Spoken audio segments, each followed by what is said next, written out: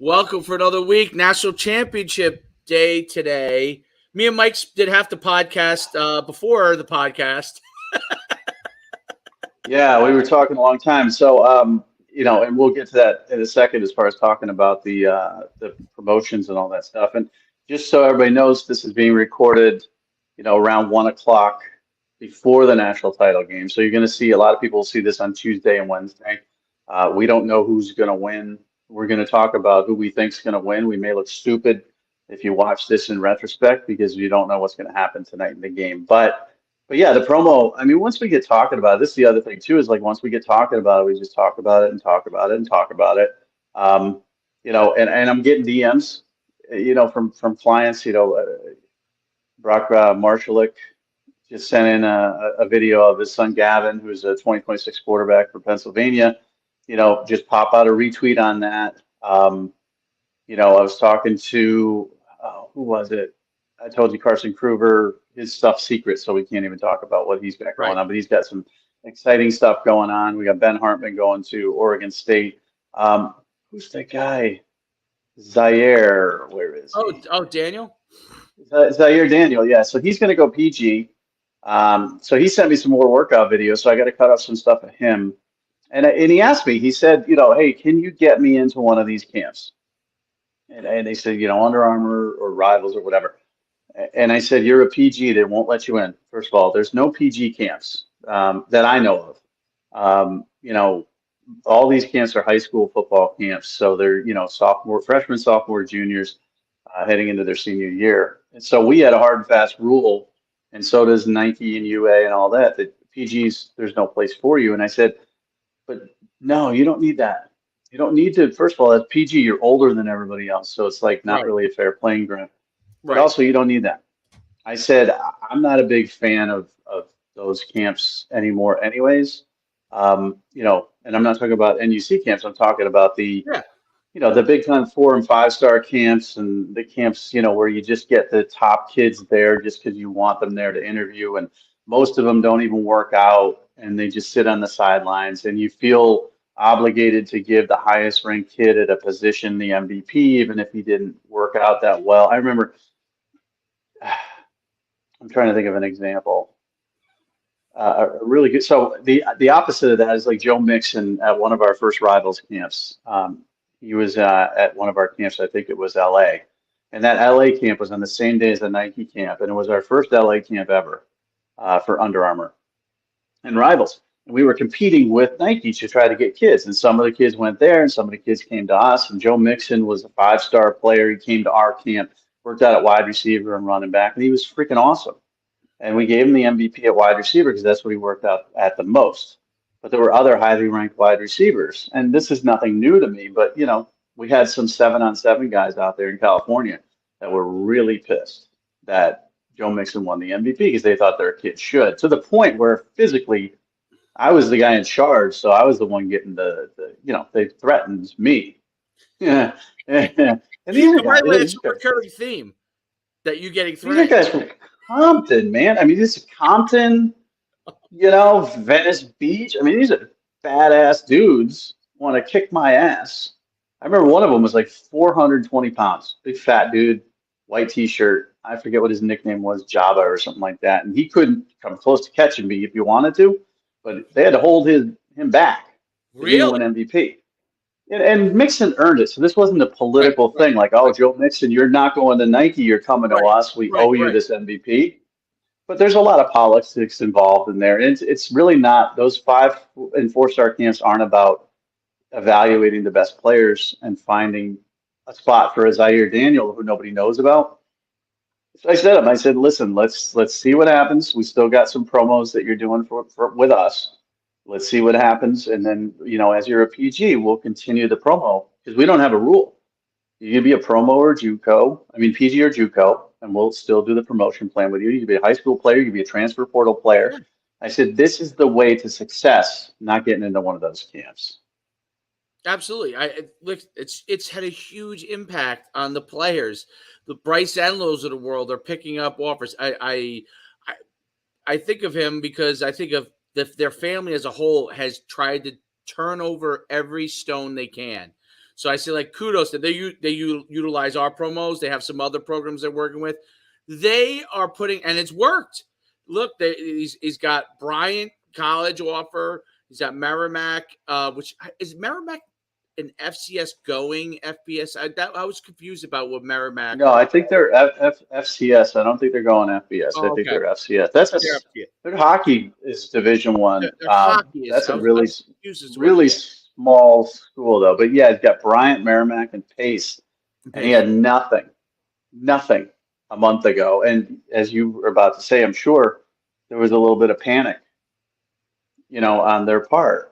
And it's like there's no panic on our part. We've been here, done this. I'm not confident that every kid's going to get an offer, Right, but we continue to tell you, stay the course. Same with Hartman, stay the course, stay the course. We're going to keep promoting you. Carter Lynch, the transfer from Cal, a little frustrated, you know, the portal, all these kids committing, and he gets a little nervous. Like there's so many commit. Stay the course. Stay the course. It's consistency that does it. And I think for Kruger, for Hartman, for Enlow, for a lot of these kids, the consistency does it. It's not one-time promotion. Oh my God, who's this kid? I gotta have him. It's I'm familiar with this kid. I'm more familiar with this kid. I understand what this kid, and this kid is also really, really dedicated to becoming a great football player because he's investing in this product and he's not going to go away. I honestly think if Enlo had nothing, I think his mom would have paid for 6 more months of promotion because she wants him to succeed that much. right. And it's not necessary now because he stayed the course. But had he done nothing, I don't think he would have got anything. Yeah, I mean, it would have been Division 3 player, and the thing is, the ability was there, but it's he plays at a school that has a lot of Division 1 players, right? So what happens is I say this all the time. When you're at a school that has a lot of Division 1 players, sometimes it could be hard if you're like a borderline guy because they kind of barnstorm at all the Division 1 guys, and then you might be a borderline guy that could play at that level or close to that level, like an FCS. But what happens is the coach's time, not his fault. The guy's a great coach, does a great job. Your time gets, pulled. You're only one human being, a staff of, how far can you go as a high school coach? So what happens is this one kid who has 20 offers, all these coaches are calling you, right? They're calling you, I want this guy. And he has like a bunch of guys, right? And then all of a sudden, like, you're like, whoa, wait a minute. We got to get this kid recruited, right? Like, and it's a tough job. So that's where we begin to fill the gaps in. We're not replacing anybody. We're adding to this process where someone may not be able to fill it. That's what this promo does in a very unique way by the two most prominent people in recruiting, bar none, there are. Like, anyone can say whatever they want. I mean, they could put whatever they want on their Twitters. I mean, it's not that they're not good. It's that we've put in time that cannot be replicated.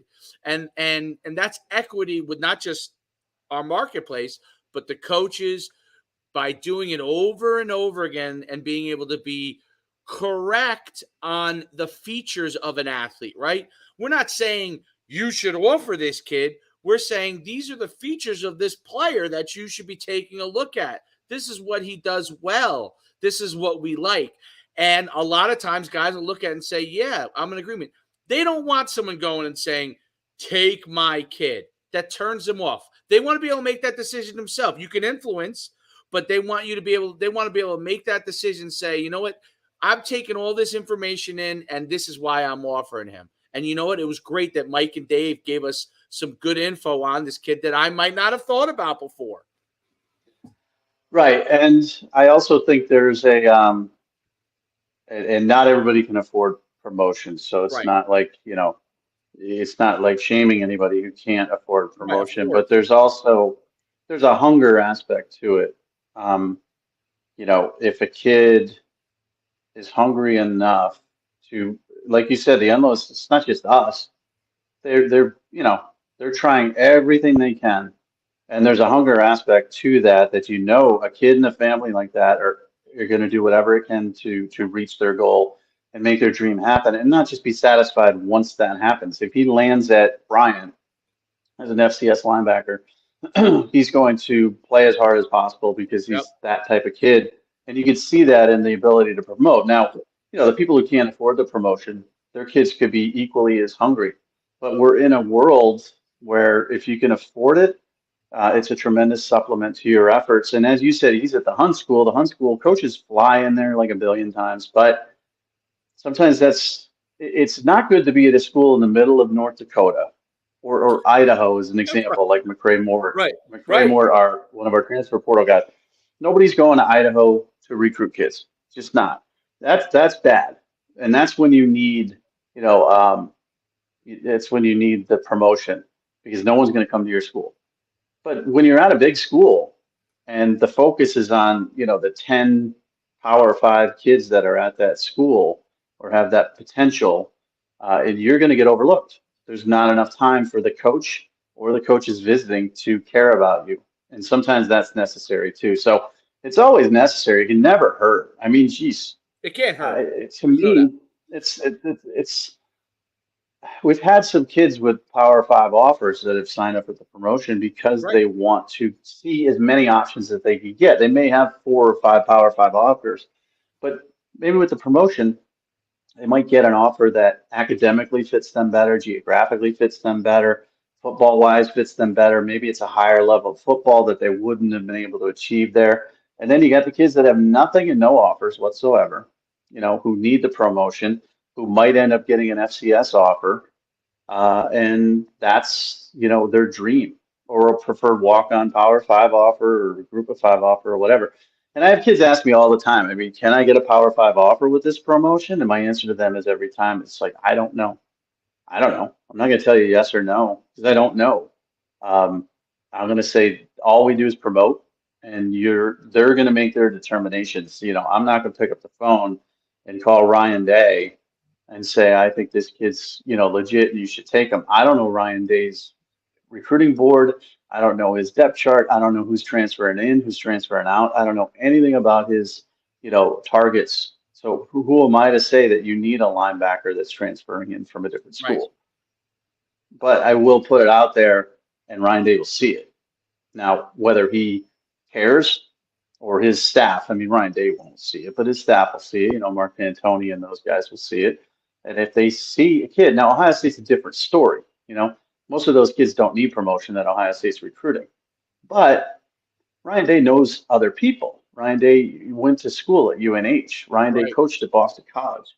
Ryan Day, was out on the West Coast, San Francisco in the NFL. Ryan Day knows a billion coaches, and he might have a buddy and a friend, from his days, like Mike Dawson used to be at Nebraska. He's not anymore, but Mike Dawson's a good example. He coached with Ryan Day at BC. They're in Nebraska. Nebraska might be looking for an O lineman. He might have talked to Mike Dawson, who needs an O lineman. Ryan Day sees this kid, or Pantoni sees this kid, and they don't need an offensive lineman. They got 5 stars lining up to play, but Nebraska might need one. And then he tells them about it. It's all word of mouth. So the promotion itself would get you the views, but the views lead to people talking about you and telling other people about you, and that's how it snowballs. And that's what the portal too. Look what Andy Jaffe has picked up since we started the promo. He's at Bowling Green, Duke, Maryland, Pittsburgh, Toledo, USF, Wake Forest. I think he had one of those when we started. I think he may have had Yeah, he Toledo and clarified too, and he he may have was had very his dad. Toledo and his, Wake. I his think dad he was had. very Yeah, because I remember I put in the first promo that he had a Duke offer, and his dad was nice enough to correct me that he didn't have a Duke offer.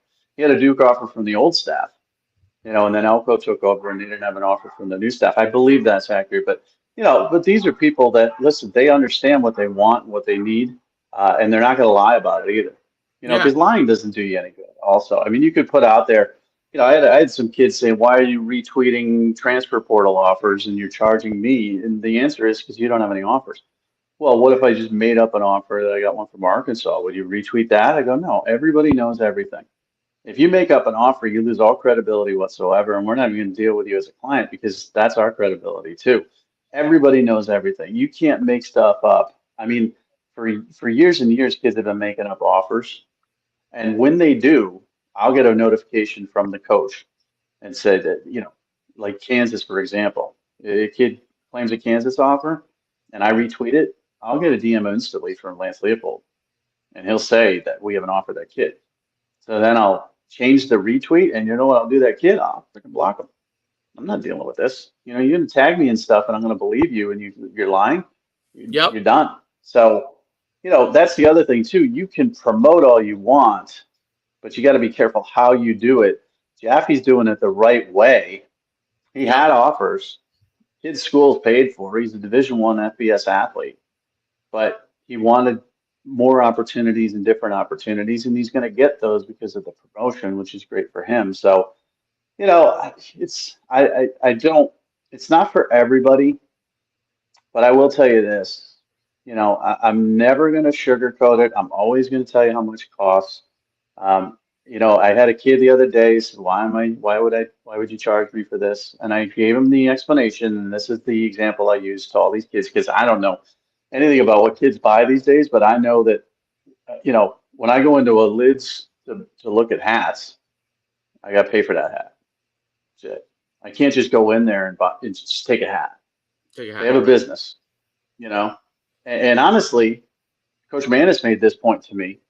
He's like, and if you want to buy a Yankees hat, it's going to cost you $2 more than a Marlins hat because the Yankees are a bigger brand, and that's a bigger license for you know anybody who's manufacturing hats to get, and that's what we are. We're a bigger brand, so it's going to cost you. Now we're not expensive at all, but No. that's the thing. I asked them. I say, listen, and this is transfer kids too who are taking business classes. I go, dude, you go into Liz and you just take a hat and leave? He's like, no. Well, why would you come to me and say you want free promotion? Like, I gotta make money. I got bills to pay. I got problems. This is a business. If I'm going to put in my effort and my time, I'm going to promote you as a client. You're on board, man. I mean, we're still promoting kids who have found homes, right? Yep. I mean, I'm still going to do Enlo videos, whether he decides to go to Bryant or he goes Ivy or whatever. I'm still going to do them until he's found his home. But even after that, if I owe him promos, I'm going to do the promos. Um, we go above and beyond. That's the other thing too, is like I usually do 2 videos each month. I'll cut up 2 1-minute clips of a kid. It's never one. So even if it's a one timer, I'll do 2-minute clips, 2 1-minute clips, and put out two. And he's a one timer, he gets two. The 6-month kids get 12 to 15, and also they get retweets. I mean, Gavin Marshall just, DM me, said thanks for the retweet. He's like, I didn't tag you because I didn't want to upset you because it was a 24/7 camp. I couldn't care less. I don't care. You can tag me in Rivals 24/7 stuff, on 3 stuff. I don't give a crap. I don't care. Um, you know, I'll retweet you because you're a client, and that's it. Yeah. There's really no. That's the other thing, dude. There's no competition. Like if a kid succeeds at a VTO camp, that's one of our clients, and VTO is essentially a direct competitor of yours with camps. I don't give a crap. I'm retweeting it. And you can say, you would never, but you could say to me, well, don't retweet that VTO. I don't care. I'm gonna. Well, you don't, and I don't give a crap. I don't care about, Rivals 24/7 on 3, whatever. I'll retweet anything. I don't give a crap. Like, why would I care? They should be working with us. That's What's that's my. that? I said those guys should be working with us so we can help the kids that come to their stuff. It has nothing to do with like what we run event wise or Nah, someone else runs. But I'm just I saying. know. I'm But just saying. that's a completely different business model. And I understand the business model. I lived that business model forever. That's for the kids that don't need it. No, I'm saying like We other used to camp get, stuff. I'm saying other camps like there are. those. Well, I mean, Yeah. well, you also know this business. I mean, it's extremely competitive. I mean, when I was at Rivals, we weren't allowed to ever even quote tweet, like, retweet, or comment on anything 24/7. Period. At all. You If were in you the did it, Soviet Union. or You yeah, were or like let's say the Ohio State team site for 24/7, if they put out something, I would not allow to interact with that. I did it once.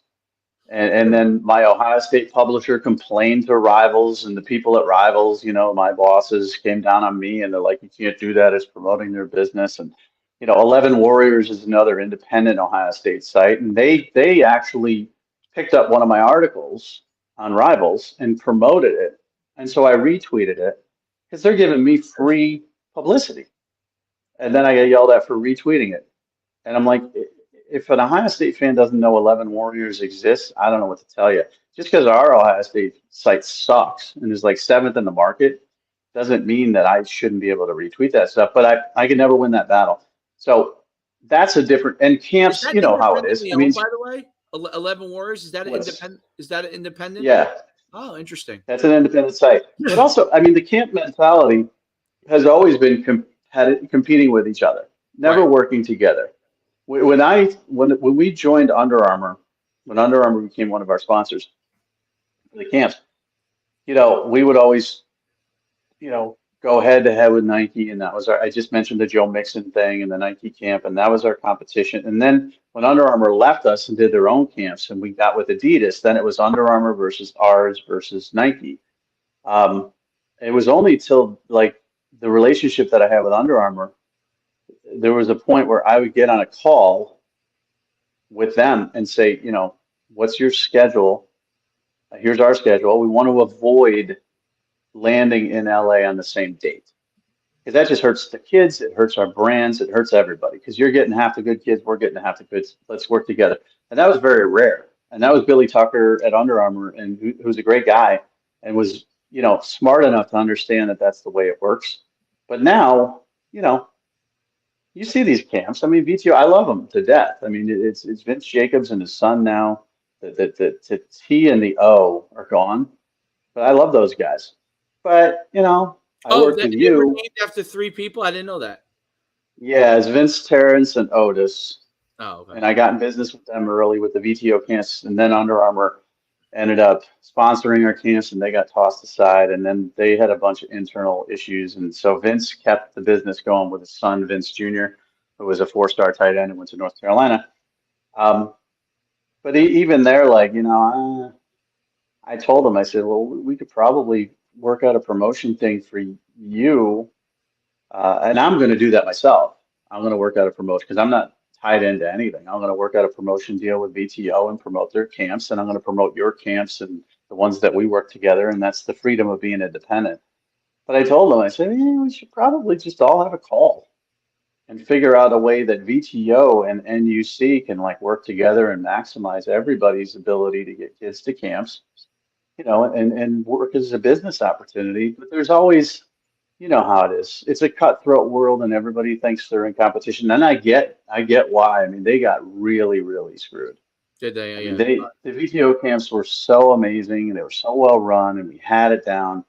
And then somebody came in from corporate, sold it to Under Armour, and just threw those guys aside like garbage. I mean, they got really screwed. Um, so I can see why they don't trust not me, but anybody Yeah, to yeah. work with. But yeah, so I mean, like I don't care if it's 24/7. I just retweet it. Now Brock's telling me something. I don't give a crap what you put out. If you're a client, I'm going to retweet it if it's, your video. So that, Marshall X is 6 month, right? We've done more than 6 months worth of stuff. And I kind of grandfathered him in as our parent liaison.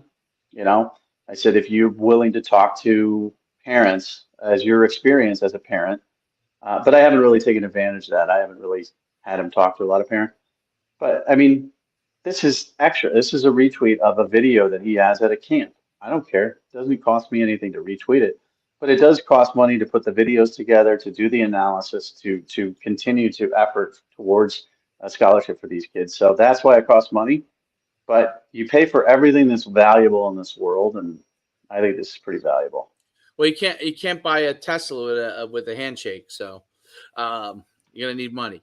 Uh, so if you want something good, it's although I don't know if Oh, so Tesla but their stock has been plummeting. myfootballcamps.com. It's myfootballcamps.com/D1. Well, that's because, I mean, the guy in charge is a bit of a lunatic, right? Although brilliant. Well, they're self-driving cars too. I mean, I think that's awesome. But I saw a meme the other day of somebody said that, one of their hobbies is to drive around and find a Tesla and swerve at it just so that the artificial intelligence of the self-driving car, like, I don't know, just to mess with a self-driving car, which you wouldn't do that if somebody's in a car because it might kill you, right? But if somebody's in the back seat and you got a self-driving car, you swerve at it, the thing overcorrects, and I'm like, that doesn't sound very safe to me. But Doesn't sound people safe. don't like Tesla.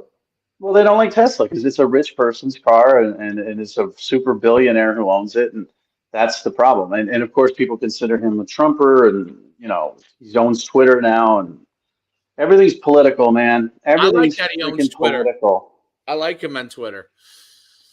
He's The only helped in problem the I have with Twitter is, God, freaking Twitter blue pisses me off. Just because now there's blue check marks if you buy them, so you get guys with like 30 followers of a blue check mark.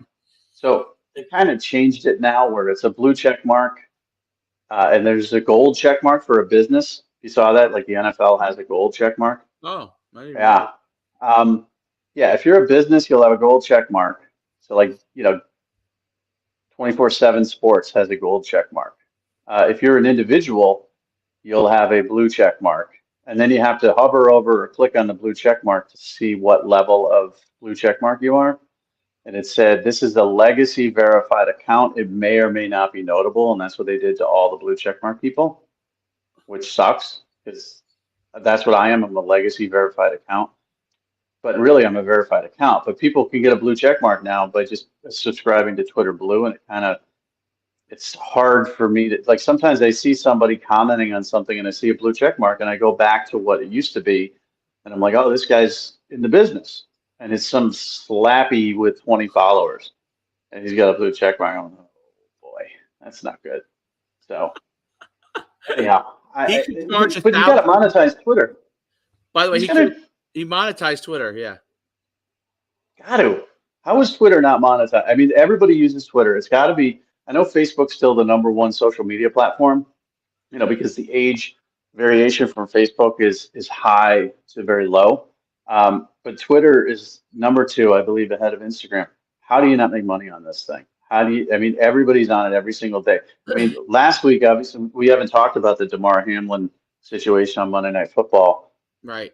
Twitter almost went down from that because everybody on earth went to Twitter to send prayers and condolences and talk That was about that terrible. situation.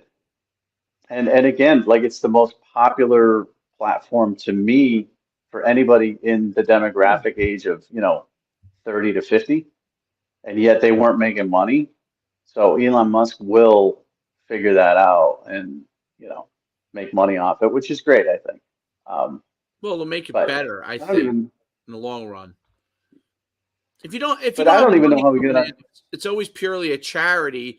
Eventually, which is what happened to Twitter, is that some of the first of all the woke people took it over and were destroying it. But second of all, because there's no money in it, there's no incentive. Was no incentive for other people to go in and try to fix it until Elon went in there. At least now, if there's some money coming in, there'll be incentive for people to figure out ways to fix it. That's look, that's my whole thing is why I'm a capitalist is like, listen, is there negatives to capitalism? Sure. Is there crony capitalism? Sure.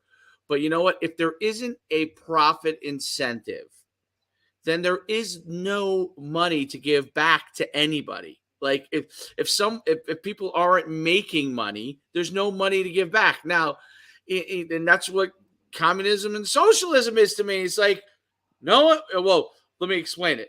Those privileged people over there that are politically connected, they are getting benefits, but everybody else, you're stuck, and they're like, there's no way out of it, and there's no profit incentive, so there's no way to get unstuck.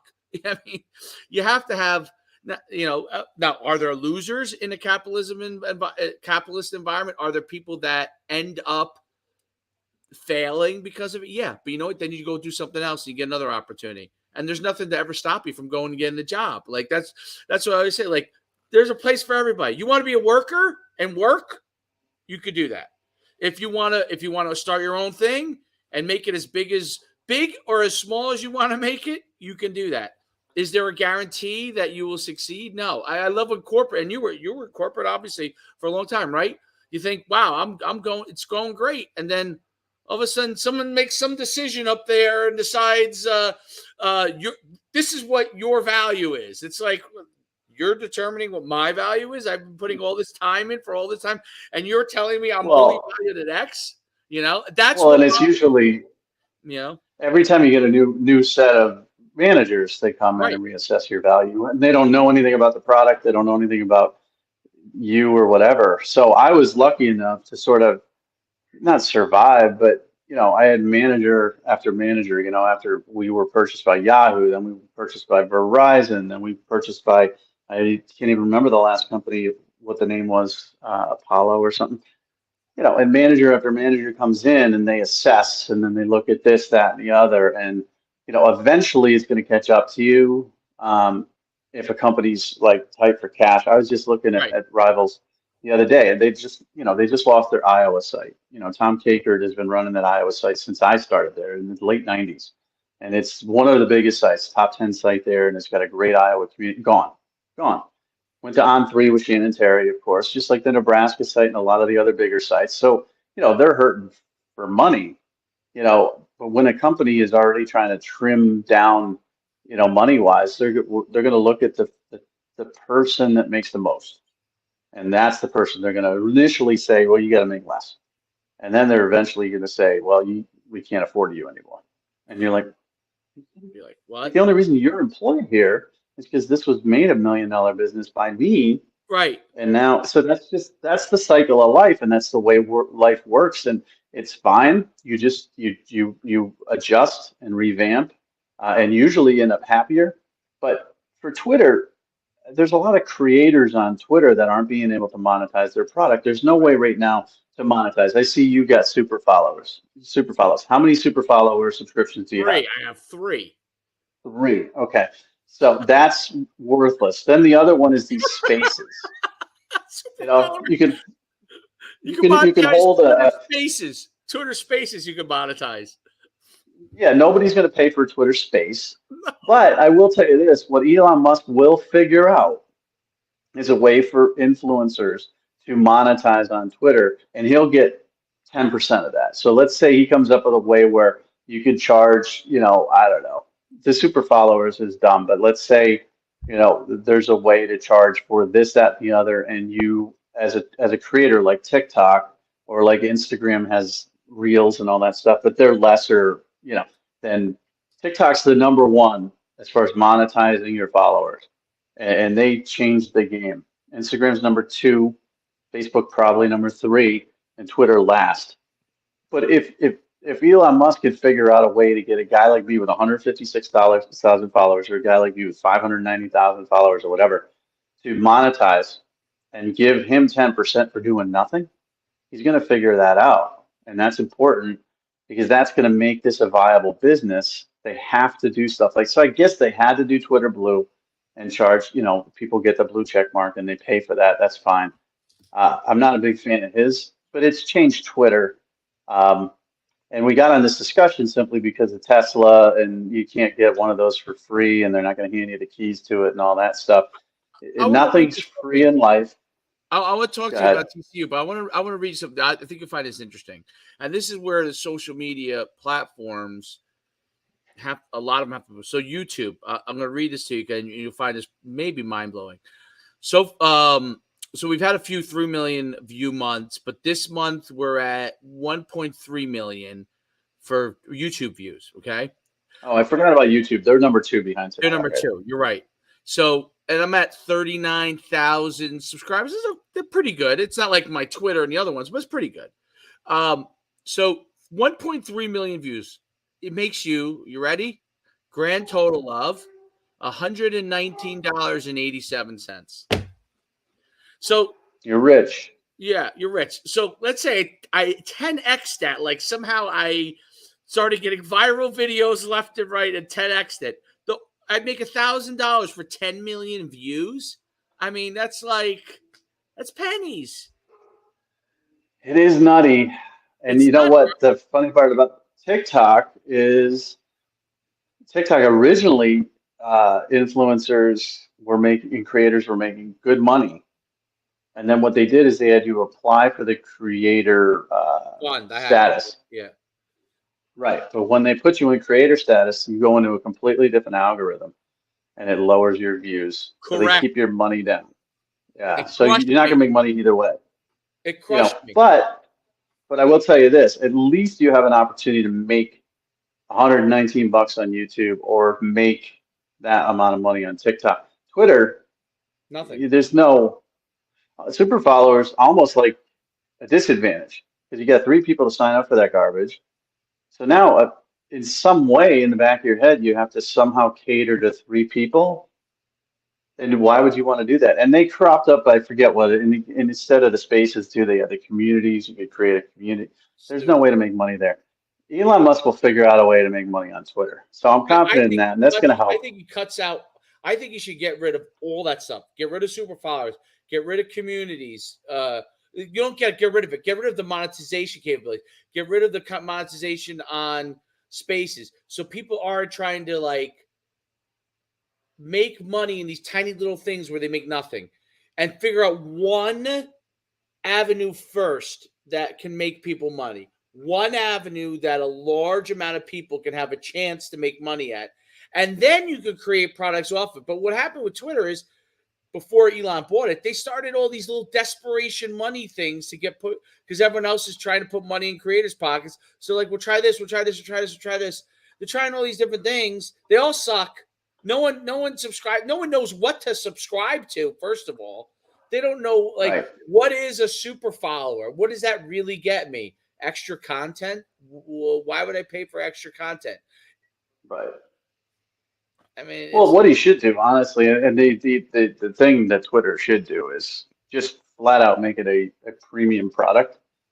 So you have to pay 2 cents a month to follow somebody. Your billed on your PayPal 2 cents. And nobody wants to deal in these micro numbers and all that stuff. I get it. But at 156,000 followers, if I had all 156,000 be willing to pay me 2 cents a month for my tweets and all that stuff, I would make $3,100 a month. You know, so I'd make like 36 grand from Twitter. Now, 2 cents doesn't matter to anybody. The issue would be obviously, do I want to give out my PayPal? And how do you get PayPal in those places to charge somebody 2 cents? And so, but really, I think the micro follow fee is going to be where he makes money because at 156,000, like LeBron's got what, 80 million, you know, times 2 cents. That's going to be a good lucrative business for him. And it's going to make him want to tweet more because the two centers are going to want to pay that 2 cents and he's going to want to add followers that will pay 2 cents. So that's probably the way to monetize it. Now, I'm not a businessman. I have no idea whether that would work or not. I just know that something needs to be changed there. It's not my problem. It's not my issue. Um, and we've only got 12 minutes, so I want to talk about the national yeah. championship Let's game. talk about That's it. my problem. Let's That's get my into issue. it. So I think it's a 13-point spread. Um, I'm definitely taking. I got to see if the spread has been updated. I'm definitely taking TCU to cover. I don't think they're going to win. I don't know what the status of Henry Miller is for TCU, which is extremely important for them. I'm not sure if he's going to play or not. Um, I do know that TCU is the team that I've sort of doubted all season long, and they've always sort of made me regret that. And I think they're a special football team with a unified goal to play the underdog role and keep this game close. I think Georgia's just going to beat them with talent and depth. But I think this is going to be a one-score football game, 6 or 3 points. So you think Georgia's going to be in with talent? I think Georgia has the if they pound them and they come right at them. I think TCU's really going to have a hard time. Just judging, I don't know why they didn't really do it last time, but That's what I, Michigan tried to do, though. yeah, and it didn't Remember? work. But is Michigan without Blake? I mean, the other guy's great, but he's not. Blake Corum had shiftiness to him. I don't Uh, know if Michigan, even though as good as they are, their guys are really good, but are they the caliber of the Georgia guys? And then, Well, the offensive line won the Joe Moore 2 years in a row, and is one okay, of the best offensive lines in the country. And that 3-3-5 that we've talked about here for TCU, it requires a lot of shifting, a lot of movement, a lot of linebackers making plays in space. And you don't think they could hold up to a strong, powerful team that's going to wear them down, and they just always do. So I get your point that Georgia's loaded up front. Um, they're a strong running team. They can overpower this team, but I just worry that Michigan tried to do that and it didn't work. So you think TCU is gonna be able to? Hold up. I don't think they're going to win. Georgia's What going to win. what score do you think it's gonna be? I think it's a 6 point game. So I think it's going to be in the range of like 30 to 24. I think this is That's a my guess. game that if TCU stays around and stays on top in the first half, they have a chance. I think if Georgia does come out and start to like get up by 14 or 21 or something crazy like 14 points and they don't respond, I think TCU could have a hard time, even though they're the comeback kings this year. They are. They are the comeback kings, but I don't know. Every time I see Georgia, I just think like Georgia and Alabama to me, I'm always surprised when a team's been in a game with them.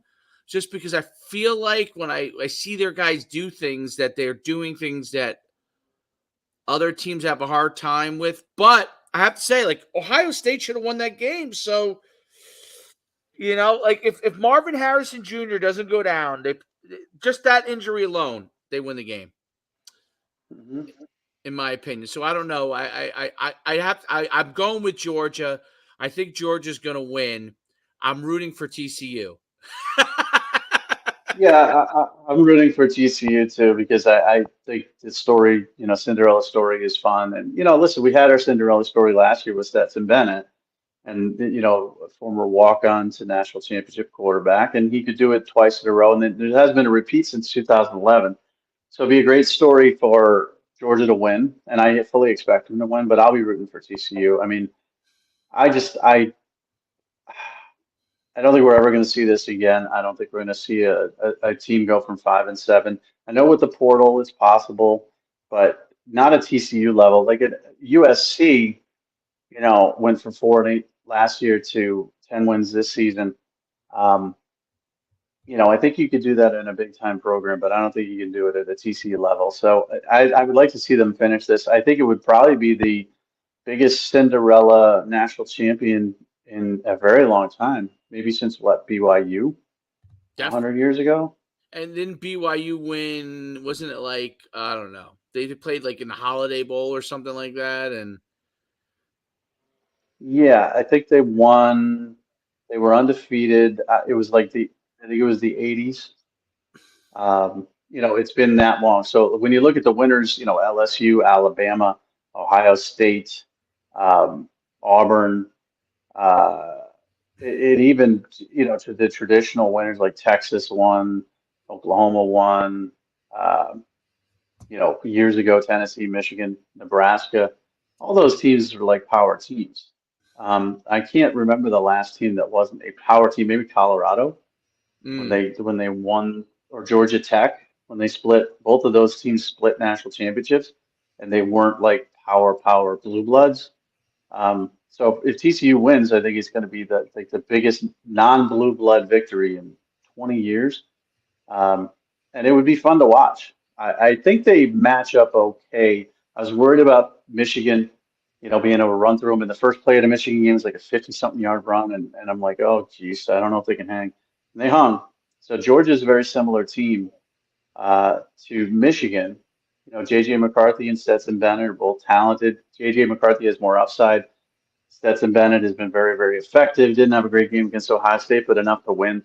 Um, you know, both have similar wide receiver cores. They're not great. They're good. Brock Bowers is the X factor for them offensively. Defensively, really good team, runs to the ball, good secondary, great front. That's where TCU could be in trouble, is trying to move the ball against that UGA offense without passing the ball like Ohio State did. They're going to try to run, and Duggan's going to try to do what Dugan's going to try to do with his feet. They might get stuff there, and that's where it could get ugly if they do. But if they can move the ball and stay with this team, offensively into the fourth quarter, it'll be a close game. Yeah, I agree with you. It's very exciting to have a situation like this. This is what they've hoped would happen at some point with the CFP. Like the pundits are like, well, we don't need a playoff. Look how we got it to this point this time. I still would like to see. I don't know. I feel like I'd like to see eight, but Well, there's um, going to be 12, and maybe that'll keep this alive. is Maybe that you'll when is see 12 like going to place? When does that go in? 2025, I Okay, think. I Which didn't should, realize. that might be a situation where, the third team from the Big Ten, like a Wisconsin or somebody like that gets in and runs the table surprisingly, you know. But when it's four or when it's two, like the BCS used to be, this is unheard of. It's just completely unheard of. So it's great for the sport. I'll be watching tonight. Then college football's over. Then we got, recruiting and the portal. Then we go into the spring, and then we get the summer, and then, we got to wait. So this is kind of, for me, sports wise, it goes from tonight into the NFL playoffs, and then it's just the Masters. I got to wait for the Masters because it's just from early February Super First. Bowl to March Masters. It's just the most depressing 4 weeks, 5 weeks. Nothing. I mean, it's NBA. Who cares? College basketball, March Madness. You have to wait for that. February is a really difficult time when it comes to sports. So enjoy this one tonight. And again, you're going to watch this tomorrow, and you'll be like, "Oh, these guys are idiots." If Georgia wins 40-10, but heading into this game, I mean, it looks 13 is a lot. Now, this is also the thing in gambling. I do a gambling podcast every weekend. Oh, you do? Um, when you see a line like that to me is a little bit too high. I wouldn't lay my own personal line just would be like 9. So when you see it that high, somebody in Vegas knows something, and you should do the opposite of what you think. You see 13, like, oh my gosh, I'm going to take TCU. 13's too much. Sometimes in the gambler's mind, you do the opposite. You say somebody knows something. This line's way too high. That's why I think this could be a Georgia blowout with that Mm, 13 line. yeah, sure. But on the just matchup wise, I think it's probably closer to a 6 to 9 point game. So we'll see. But I got a quick out at 1:30. So it's myfootballcamps.com/D1. Right What's the there. portal one? My What's the portal one? this slash D1 is the regular slash D1. I'll pull it up on the screen below here. You can see it. Slash D1 hyphen transfer. Slash D1 hyphen transfer. Maybe we should change that to just transfer. Yeah, probably. It's probably rolls off the tongue a little better, like it's myfootballcamps.com/D1 and then myfootballcamps.com/transfer. Yeah, I think it should be changed for sure. And excited about a new transfer portal client, and we got another one. I'll give him a shout out, Andres Fox from Stanford. He hasn't signed up yet. He's been sort of on the fence. He's a good looking player. He wants to land Power Five. He's a Stanford kid. He's smart. We'll see how things shake out for him. But we got our guy Manziel, the guy from Mercer, our offensive lineman from Yes. Mercer. Yep. Um, you know, 6'3", 285, 6'10" wingspan, 2 years of eligibility left. Gonna get his promo done this week. Long kid. I mean, I watched this film. Long. That wingspan is legit, and he's got a good frame. He looks taller than 6'3". He looks very angular, very athletic. So I think he's going to be an exciting one. He's just nobody really knows about him. He's from South Carolina. Ended up at Mercer. So he's one that I'm excited to start promoting. And we'll get more of the portal ones. Like I said, the portal, now that you see this rash of commitments, there were probably another 50 commitments this weekend. It's going to slow down now because the fall, I mean, the spring semester is starting for schools. So they're all taking these kids in time to get in for the spring. Now that the spring semester has kind of started this week, the commitments are going to slow down precipitously, and that's going to be more opportunities for the kids that don't have a lot of attention. So now's a good time to sign up for the the portal feed, especially if you're panicking and you're seeing all these other kids commit. No doubt about it. All right, we'll close it out here. Listen, enjoy the game tonight. I'm excited about it. You're right. It'll be depressing after this. Super Bowl, you got Super Bowl, and then the NFL playoffs will keep you on the loop for 4 weeks, and then nothing It's till March nothing. But Madness. we got the playoffs. I mean, the playoffs are going to be awesome this weekend. We Playbook. got a ton of games Saturday, Sunday, Monday night. The NFL playoffs will keep us busy. Signing day in the portal. It's just after the Super Bowl that's when things get bleak. But then, listen, there was a golf tournament in Hawaii I watched this weekend. It gave me hope of life. It was beautiful in Hawaii. It was gorgeous. It was sunny. These guys striking the ball 360 yards in their drives, and it's just depressing in a way, but also fun to see. Once the Masters commercials start coming around, once pitchers and catchers report, you start to see a little bit of life, and you can start to focus on the spring. Because right now we're in the dregs of 26 degrees here in Connecticut. It's going to be dark at 4:30. Rough time. So, all right, man. I'll All talk to right, you next week. we're off.